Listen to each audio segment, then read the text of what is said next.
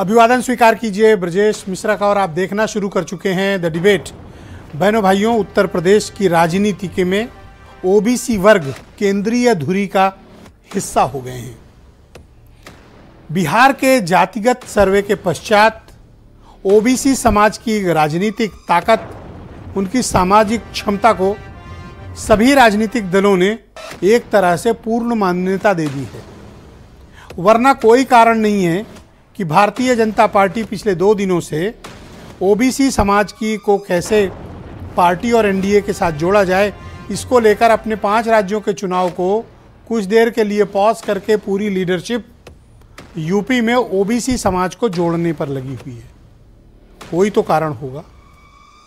और क्या है ओबीसी समाज की ताकत, और अचानक से इनका राजनीतिक महत्व तो बढ़ा क्यों है, इसके बारे में एक ओपन और खुली चर्चा होनी चाहिए कि ये समाज चाहता क्या है, किसके साथ खड़ा है, और कारण क्या है कि अचानक इसको बेहद तवज्जो मिलने लगी है।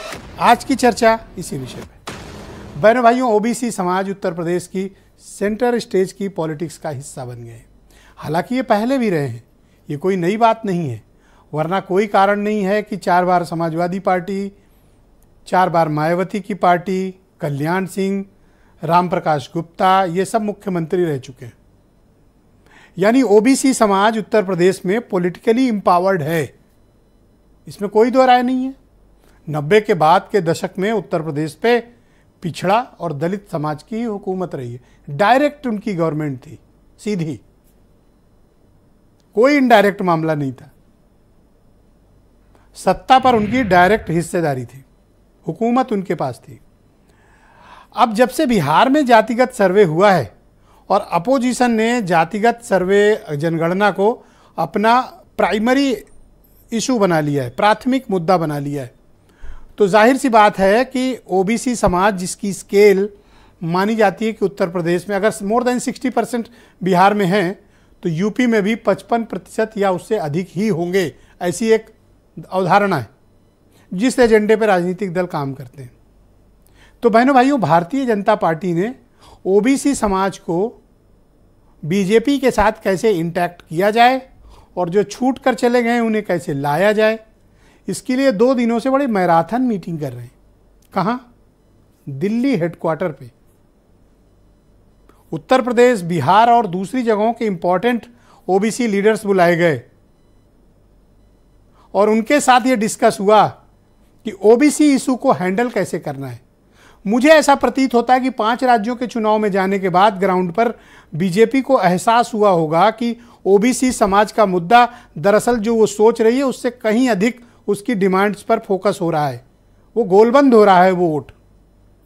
शायद यही कारण है कि 5 राज्यों के हाई प्रोफाइल इलेक्शन को पॉज देकर दिल्ली में ये बैठक बुलाई गई। इस बैठक का राजनीतिक महत्व क्या है और ओबीसी समाज को जोड़ने के लिए बीजेपी का आगे का प्लान क्या है, और जिस मुद्दे को बिहार से हवा मिली, उत्तर प्रदेश में सपा और कांग्रेस ने, जिसको इंडिया अलायंस कहते हैं, वो लगातार इसको फ्यूलिंग कर रहे हैं। परिणाम घोषी में दिखा। क्या यह बीजेपी की चिंता है? इस क्रूशियल मूवमेंट पर बीजेपी का इस तरह से इकट्ठा होकर ओबीसी मुद्दे पर चर्चा करना, ये क्रूशियल पॉलिटिकल डेवलपमेंट्स हैं। यानी ओबीसी समाज के लिए बीजेपी के पास कुछ बृहद तैयारी की योजना है। तो आपके मन में ये प्रश्न होना चाहिए कि बीजेपी इतने हाई टाइम में भी अगर अलर्ट हुई है, तो आगे का इनका राजनीतिक मकसद अपोजिशन के पास क्या है? तो दरअसल अपोजिशन ने पूरी अपनी पॉलिटिक्स को पिछड़ों और दलितों के इर्द गिर्द समेट लिया है। माइनॉरिटीज उनके साथ बट नेचुरल है, और कोशिश कर रहे हैं कि इस कॉम्बिनेशन के सहारे बीजेपी को टक्कर दी जाए।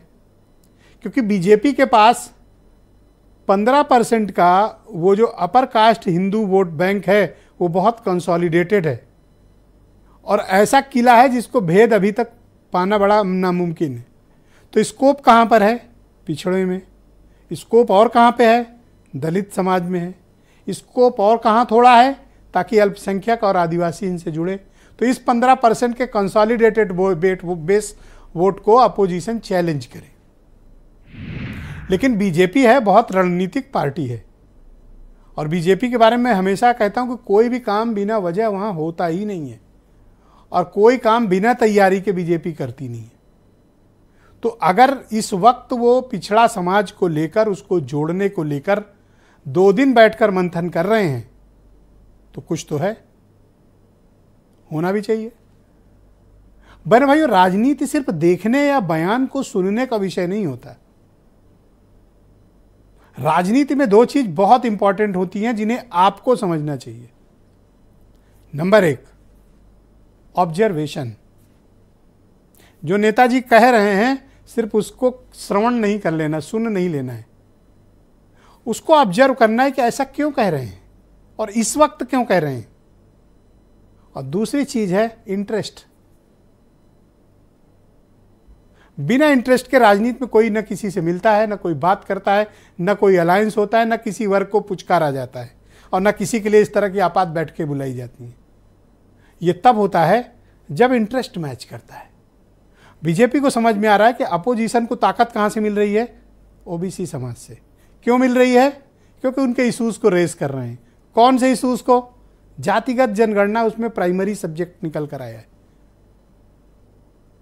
तो इसका बीजेपी काउंटर कैसे करेगी? और अपोजिशन को एक लीड कहां मिल रही है? क्योंकि वो डायरेक्ट नेतृत्व उनके पास है, पिछड़ों के पास। तो बीजेपी के पास अब क्या क्या विकल्प है? बीजेपी पिछड़ों को अपने साथ जोड़ने के लिए क्या करने वाली है? उनका हक, हुकूक, राजनीतिक, सामाजिक, इसको बढ़ाने के लिए क्या कर रही है बीजेपी? और पिछड़ों में सिर्फ पिछड़े नहीं है, पिछड़ों में कई ऐसे भी हैं जो अपर कास्ट के बराबर हो चुके हैं। उनको अपने साथ कैसे जोड़ा जाए, या उनको अपोजिशन में जाने से रोका कैसे जाए? इसमें कोई दो राय नहीं कि बीजेपी के पास ओबीसी समाज में नॉन यादव लीडरशिप बड़ी है, मजबूत है, अच्छे बैट्समैन है उनके पास। उनका बैटिंग लाइनअप अपोजिशन से ज्यादा अच्छा है ओबीसी समाज के भीतर। लेकिन अभी जब वर्ल्ड कप का फाइनल आने वाला है मई में, तो ये वाला लाइनअप काम आएगा? या अपोजिशन के पास जिस तरह के बॉलर हैं, बड़े धाकड़ उनके यहाँ भी हैं, कमज़ोर नहीं है। कुछ बयान सुनिए और आज की चर्चा ओबीसी समाज पर। हमारे गठबंधन के साथी हैं, कभी पहले निराश नहीं हुए, आगे भी निराश नहीं होंगे। और हमारा गठबंधन और पीडीए स्ट्रेटेजी, पीडीए ही हराएगा एनडीए को, क्योंकि एनडीए के लोगों ने धोखा दिया है पीडीए के लोगों को। ये लोग चुनावी लोग हैं, सीजनल लोग हैं। चुनाव के समय जनता के विषयों को, मुद्दों को भटकाने के लिए इस प्रकार की बातचीत करते हैं। लेकिन कुछ भी करें,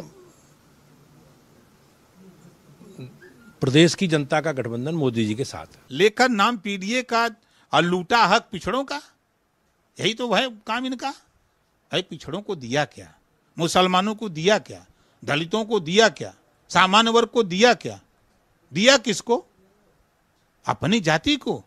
पूरी बांटा चीन चीन के अपने बिरादर के। ये गलत काम है। निश्चित तौर से हमारी फोकस पूरे उत्तर प्रदेश की सीटों पर है। हम लोग उस पर काम कर रहे हैं और आगे नेतृत्व उस पर निर्णय लेगा। अभी वरिष्ठ नेता बैठेंगे इंडिया गठबंधन के जो हैं, तब कोई चीज उस पर फाइनल स्थिति आएगी, तब उस पर बात। तो चर्चा को आगे बढ़ाते हैं बहनों भाइयों। मेरे साथ भारतीय जनता पार्टी के लीडर संजय सिंह मौजूद हैं, शैलेंद्र शर्मा अटल राष्ट्रीय स्वयंसेवक संघ के विचारक हैं, मनीष हिंदवी उत्तर प्रदेश में कांग्रेस कमेटी के प्रवक्ता, सुनील साजन समाजवादी पार्टी के राष्ट्रीय प्रवक्ता, और उत्तर प्रदेश के जाने माने राजनीतिक मामलों के पत्रकार केपी मलिक मुझे ज्वाइन कर चुके हैं।